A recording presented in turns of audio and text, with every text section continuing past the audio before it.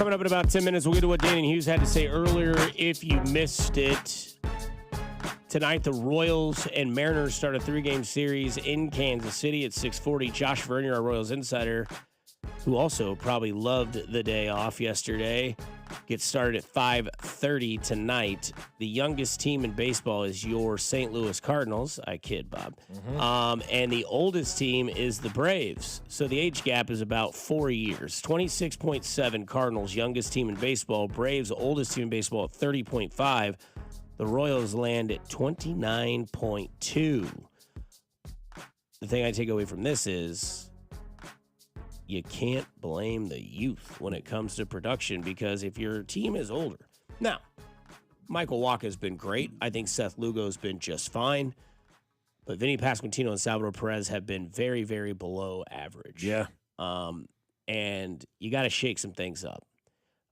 Vinny hit 7th, then got the day off. Then they had the team day off, obviously. And then tonight we will see where the lineup shakes out. If that game's at 6:40, that lineup will come out around 2 o'clock, I would believe. So I'm interested to see what they do with this lineup, because some people last night wanted to see Cags play every day the rest of the season. No excuses. Obviously, he'll get a day off when he's played 10 or 11 in a row.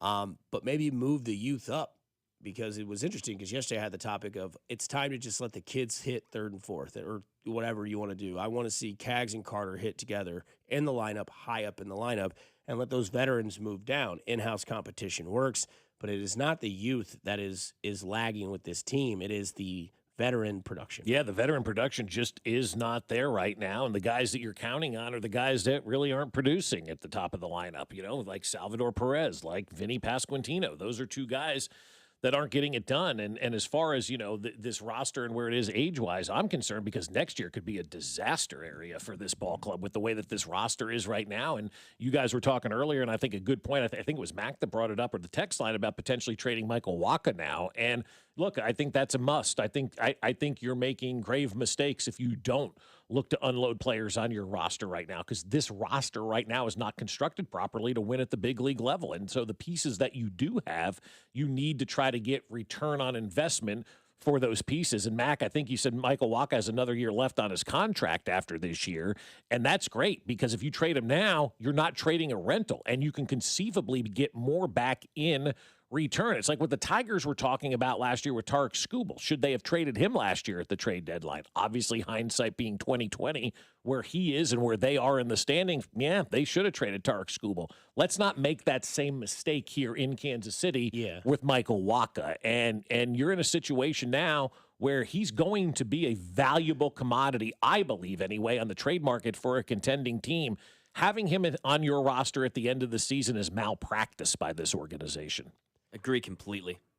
It's ignoring the problem that is right in front of your face. That's right. And having the solution right there next to it. And you're ignoring both. You have got to strike while the iron's hot, and Michael Wacha is that iron. He's your one iron. Right. You've got to hope someone else, Cole Reagans, comes back, shows something. Maybe he can heat up his trade market. But that's a lot of what this season is for me. Those guys who are 27, 28 years old and up, hey, I hope you guys play really well, because hopefully before that trade deadline or next year in this offseason, whatever, you can go sell high on these guys, because that's the way you're going to replenish this team. That's the way you're going to build future and gain youth on this team. It's not through assets, it's not through draft picks, it's not through prospects in the system, because they don't got them. They don't have them right now. There's nobody that's ready or near or close to being part of the big league ball club that's in the minor leagues. Again, I go back to what Cody said the other day. It's like low A is where you've got your talent right now. Well, that's a couple of years. Well, it depends on who it is, but a couple of years away most likely before the majority of them even consider getting up to the big league level. So right now, I look at a roster that is aging, a roster that is losing, a roster that isn't constructed very well,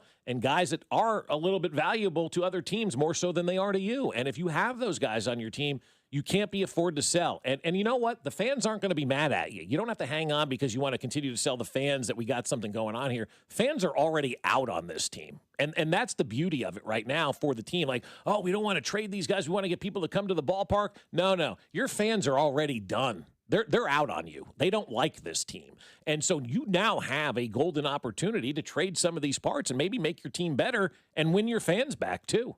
Because last night, and then you guys were there as well, there were a lot of ticked off people at this baseball club in a way that I haven't seen people ticked off at this baseball club.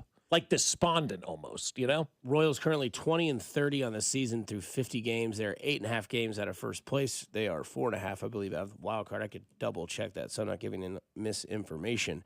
But I believe that was the number as of yesterday. But obviously, some teams played wild card. What do you think about this for the 4.5?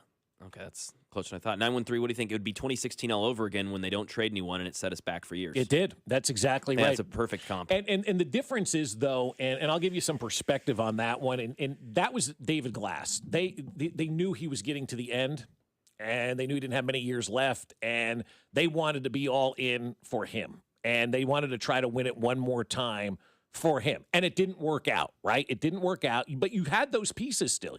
Hosmer was still here. Moose was still here. Esky was still here. You went and traded for all of those relievers from San Diego, and they all came in and were terrible. But you also had injuries that year, too, right? Kane got hurt, and I think Moose got hurt that year as well. And once they had those injuries and lost those two guys, the season pretty much was over. They still finished at 81-81 that year. But, yeah, it's time to start making those moves because you want to learn from the past, right? You can look at that and go, man, we probably should have traded, but we pushed and we were all in. We're not in the same situation. John Sherman isn't getting ready to, sell the team or move on or anything like that. So there's no pressure like, oh, we've got to get this done for our owner at this point in time like they felt in 2016. And he wanted to push in a little bit more, David Glass did at that time. Like, give him credit. He could have said trade everybody after that season.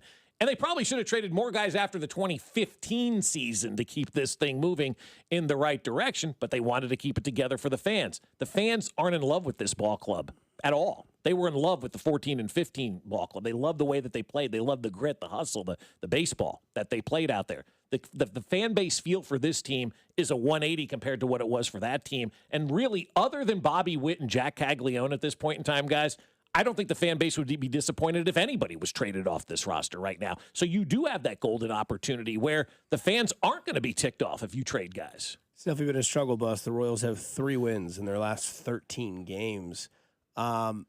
Want to bring this up. What pisses you guys off more, the receiver room around Patrick Mahomes the last 3 years or the talent surrounded Bobby Witt Jr. the last 3 years? Well, it's the talent around Bobby Witt Jr. because at least Mahomes was able to get to the Super Bowl, right, and win a Super Bowl with lesser talent. It's hard to do that when you're Bobby. Like, I watch Bobby Witt play baseball, and I feel like he's in a different game than everybody else. For sure. That's how good he is, right? He's fantastic, and he's up there. He gets hits. He makes plays, but you can't do it alone. You got to have help. You got to have some guys with you. So, yeah, I think the talent Patrick Mahomes is basically surrounded for 1 year by some subpar talent. They figured it out the last couple of years, right? But I think Bobby Witt, to me, yeah, you have not done a good enough job of surrounding him with the proper people. And you can do that by trading Michael Wacha and maybe getting a great second baseman in return or a big power-hitting outfielder bat in return. You hold all the cards right now. Wacha's going to be coveted by a playoff team. Did you ask worse or hurts more? What hurts more?